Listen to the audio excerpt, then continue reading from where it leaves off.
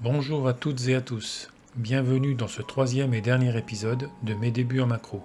En 2021, je remplace mon EOS 70D par un EOS 90D.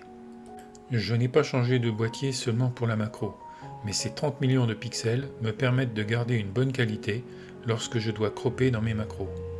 Je prévois d'utiliser le 70D en backup et pour les vidéos, mais rien n'est encore figé. Cela n'a pas changé le rendu global de mes macros, comme vous pouvez le voir sur cette petite série. L'éclair du flash est toujours présent sur les surfaces brillantes des insectes. Cela est dû principalement à la petite surface du diffuseur. En 2022, une petite tuile. Mon flash Cobra crame lors d'une séance de focus stacking. J'hésite à racheter le même ou à changer de marque. Finalement, j'opte pour la deuxième solution et mon choix se porte sur le Godox V860-3. Sa batterie interne l'alourdit un peu par rapport au Yongnuo, mais plus de fils et de batterie externe à la ceinture. Sa batterie est largement suffisante pour une séance en extérieur. Fondamentalement, cela ne change pas le rendu de mes macros. J'en profite pour prendre le déclencheur à distance Godox X Pro C, pour me permettre de commander le flash en déporté. Enfin, en 2023, je change la petite softbox pour mon Cobra par une plus grande. Je passe d'une surface de diffusion de 13 par 10 cm à une surface de 30 par 20 cm. La lumière est plus douce, mieux diffusée.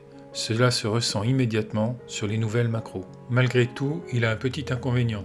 Il ne passe pas aussi bien que l'autre dans les broussailles et les hautes herbes. Le volume global, boîtier, objectif, flash plus diffuseur, est plus important, ce qui effraie aussi plus facilement certains insectes.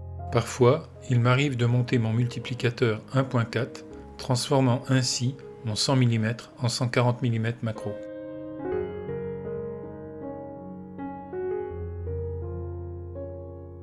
Eh bien, aujourd'hui, je réalise mes macros aussi bien au flash qu'en lumière naturelle.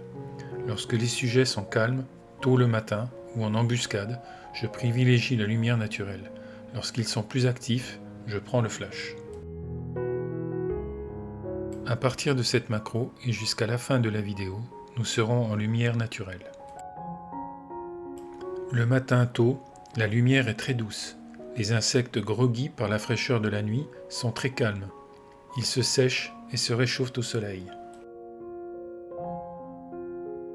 Ils sont si calmes que du coup, on peut réaliser des focus stacking. Dans les exifs, je vous indique le nombre d'images empilées pour réaliser chaque photo.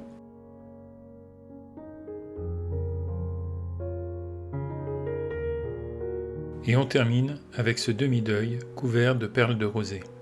Avant de partir, vous pouvez partager, liker, commenter cette vidéo. Vous pouvez aussi vous abonner, c'est au milieu de l'écran. À la prochaine pour de nouvelles aventures.